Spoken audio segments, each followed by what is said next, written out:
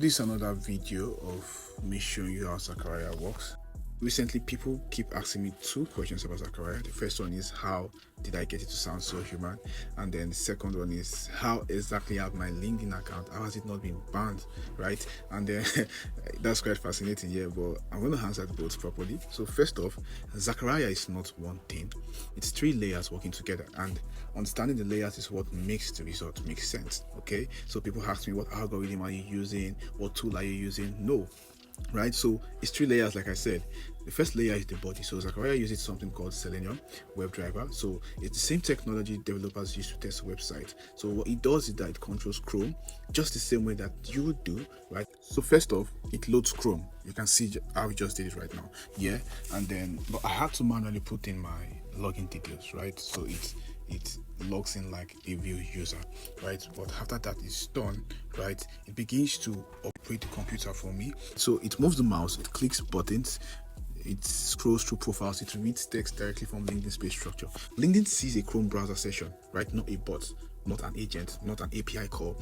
It sees a human looking session because it literally is one. This is why my account stays safe. So every other tool that tries to talk to LinkedIn through back channels, right, they do not work. LinkedIn gets to ban them. Zacharia does not do that. It uses the front door, right? The same door that you would use when you log in yourself. So layer 2 is the brain, right? So a Python decision engine runs underneath everything, right? Scoring profile against my exact criteria, right? It's tracking every state of the conversation, deciding what action to take next, first message or follow up, should it reignite an old connection or skip. It manages everything, and it sends messages differently to different people based on context. And every lead lives in Google Sheet, because Google Sheet, it's the memory. Every state change is logged, right? So layer 3 is the voice. This is where it stops being automation and starts being me. Yes, so when Zacharia writes a message, you can see it calls Groq's AI running Llama 3.1, right? It gives it the person's bio, their company, their conversation history, and my exact communication playbook, right? So the AI does not fill in a template just like that. It reasons about the specific person and writes something contextually relevant to them. So this is why every message lands not generic, and then they are specific to the person receiving them.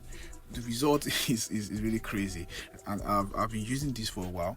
So right now, Zacharia starts at least 30 new messages for me every day, new ones. I could go as far as 60, but I try to limit it here, and then it gets me at least 5 book calls per day, right? From conversation that it has opened previous days, 5 book calls per day. So right now I'm having more conversations, I'm closing more, opening more calls rather, and I'm closing more deals. It's just simply amazing. Just see how it's operating right now. It just does your work, sends people messages, and people are responding to this message. They reply as fast as possible, okay? If you want to use Zacharia, just go to my features section, the very first link, click on it, or you can send me a DM and we can talk about how you can start using it yourself right away. God bless you.